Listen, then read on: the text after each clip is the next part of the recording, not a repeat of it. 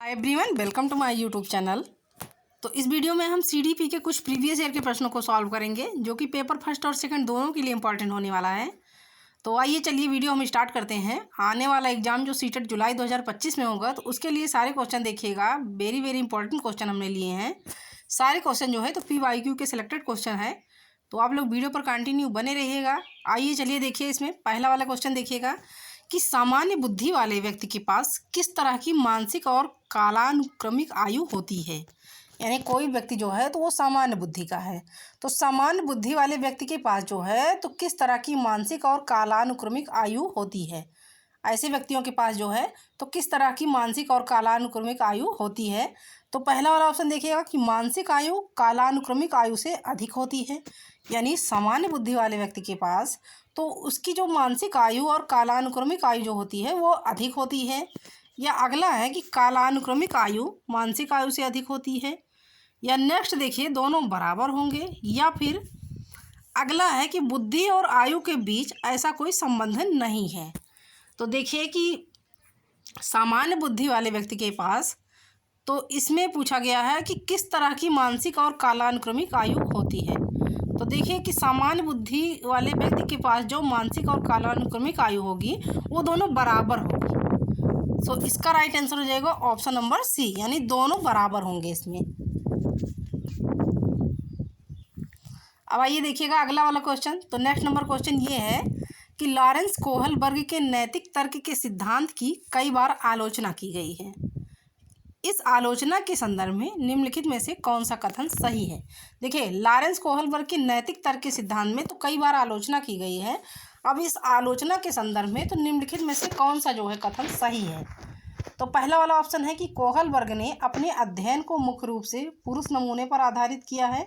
यानी Lawrence Kohlberg के नैतिक तर्क के सिद्धांत की जो आलोचना की गई है तो वो इसीलिए की गई है कि इन्होंने कोहलबर्ग ने जो है अपने अध्ययन को मुख्य रूप से पुरुष नमूने पर आधारित किया है।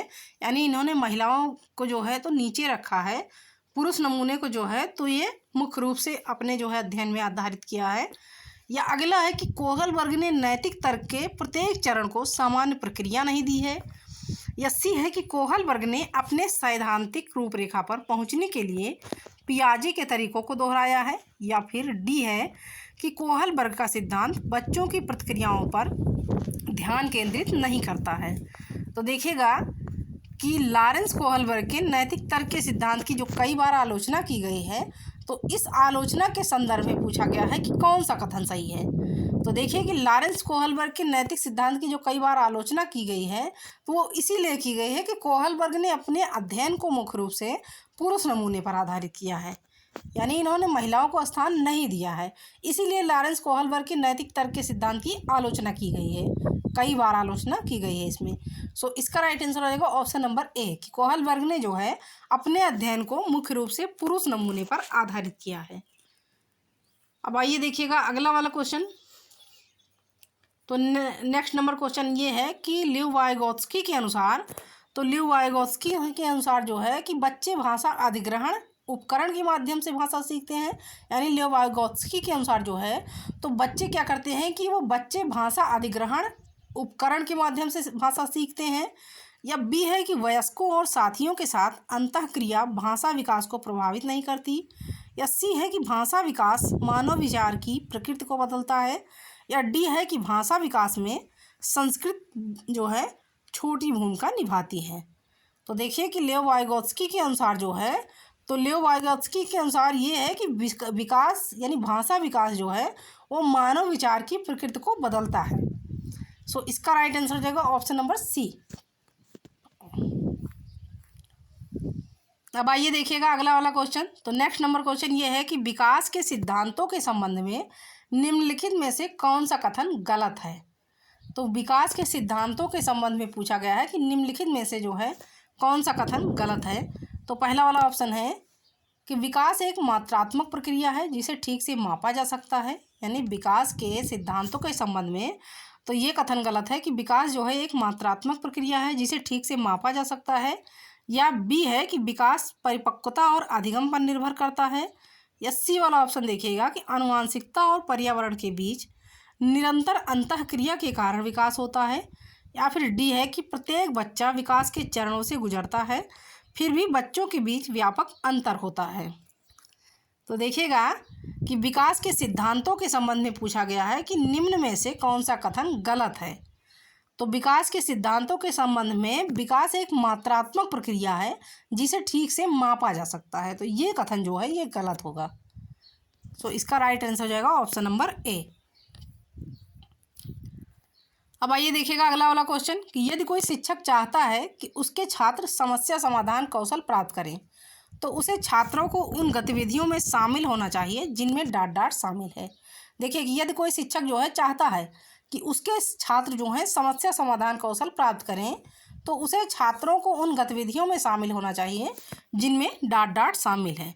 तो पहला वाला ऑप्शन है कि पूछताछ, तर्क और निर्णय लेना शामिल है। बी है बहुविकल्पीय प्रश्नों वाले संरचित कार्यपत्रक शामिल है। सी है दोहराना, याद करना और समझना। डी है कि अभ्यास और कार्य। तो देखिएगा कि जो है यदि कोई शिक्षक चाहता है कि उसके छात्र समस्या समाधान कौशल प्राप्त करें तो उसे छात्रों को उन गतिविधियों में शामिल होना चाहिए जिनमें पूछताछ, तर्क और निर्णय लेना शामिल होता है। सो इसका राइट आंसर हो जाएगा ऑप्शन नंबर ए। अब आइए देखिएगा अगला वाला क्वेश्चन कि राष्ट्रीय पाठचर्या फ्रेमवर्क 2005 के अनुसार अधिगम को अपने स्वभाव में डाट डाट और डाट डाट है। तो देखिए राष्ट्रीय पाठचर्या फ्रेमवर्क जो 2005 के अनुसार जो है तो अधिगम अपने स्वभाव में सरल और सक्रिय है, या फिर सक्रिय और सामाजिक है, या निष्क्रिय और सरल है, या फिर निष्क्रिय और सामाजिक है। तो ये दोनों तो होगा नहीं क्योंकि निष्क्रिय लगा है। उसके बाद देखिएगा कि सरल और सक्रिय नहीं होगा। तो देखिए राष्ट्रीय पाठचर्या फ्रेमवर्क 2005 के अनुसार तो अधिगम जो है अपने स्वभाव में सक्रिय और सामाजिक है। सो इसका राइट आंसर होगा ऑप्शन नंबर बी। अब देखिएगा अगला वाला क्वेश्चन कि निम्नलिखित में से किसे छात्र द्वारा त्वरित प्रक्रिया माना जा सकता है। तो देखिएगा कि किसे जो है छात्र द्वारा त्वरित प्रक्रिया माना जा सकता है, भूलना को, पुनरावृत्ति को, समझौता को, या फिर तुलना को। तो देखिएगा कि निम्नलिखित में से पूछा गया है किसे छात्र द्वारा त्वरित प्रतिक्रिया माना जा सकता है। तो इसका राइट आंसर हो जाएगा ऑप्शन नंबर बी, पुनरावृत्ति को। अब देखिएगा अगला वाला क्वेश्चन, अभिव्यक्ति में बच्चे अपने भौतिक और डाट डाट वातावरण में वस्तुओं और परिस्थितियों का निरीक्षण करते हैं। तो ए है प्राकृतिक वातावरण, बी है सांस्कृतिक वातावरण, सी है मनोवैज्ञानिक वातावरण, या फिर डी है सामाजिक वातावरण। तो देखिए कि अभिव्यक्ति में बच्चे अपने भौतिक और डाट डाट वातावरण में वस्तुओं और परिस्थितियों का निरीक्षण करते हैं। तो इसका राइट आंसर हो जाएगा कि मनोवैज्ञानिक वातावरण को। सो इसका राइट आंसर हो जाएगा ऑप्शन नंबर सी।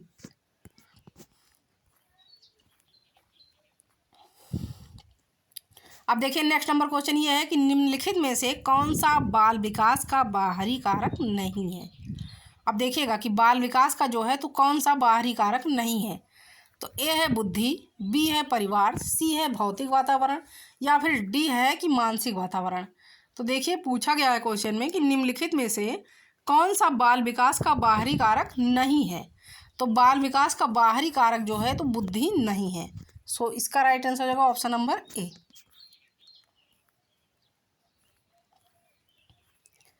अब देखिएगा अगला वाला क्वेश्चन, तो नेक्स्ट नंबर क्वेश्चन ये है कि निम्नलिखित में से कौन सा रचनात्मकता से संबंधित नहीं है। अब रचनात्मकता से संबंधित जो है तो क्या नहीं है, अभिसारी सोच नहीं है, या फिर भावनात्मक सोच नहीं है, या अगला है कि अहंकारी सोच नहीं है, या फिर डी है कि विविध सोच नहीं है। तो देखिएगा कि निम्नलिखित में से कौन सा रचनात्मकता से संबंधित नहीं है। तो रचनात्मकता से संबंधित जो है तो विविध सोच नहीं है। सो इसका राइट आंसर जाएगा ऑप्शन नंबर डी। अब देखिएगा अगला वाला क्वेश्चन कि शिक्षार्थियों के वैयक्तिक अंतरों के संबंध में शिक्षक को, यानी शिक्षार्थियों के वैयक्तिक अंतरों के संबंध में शिक्षक को क्या करना चाहिए। जब शिक्षार्थी जो है उनके वैयक्तिक अंतरों को समझने के लिए तो किसी शिक्षक को क्या करना चाहिए। तो ये है कि निगमनात्मक विधि के आधार पर समस्याओं का समाधान करना चाहिए, या फिर अधिकांश समय एल्गोरिदम का उपयोग करना चाहिए, या फिर छात्रों को याद करने के लिए तथ्यों को प्रदान करना चाहिए, या नेक्स्ट वाला देखिएगा कि विभिन्न विभिन्न प्रकार की सीखने की स्थिति प्रदान करनी चाहिए। तो देखिए कि शिक्षार्थियों के वैयक्तिक अंतरों के संबंध में तो शिक्षकों को क्या करना चाहिए कि देखिए कि विभिन्न प्रकार की सीखने की स्थिति प्रदान करनी चाहिए। सो इसका राइट आंसर हो जाएगा ऑप्शन नंबर डी।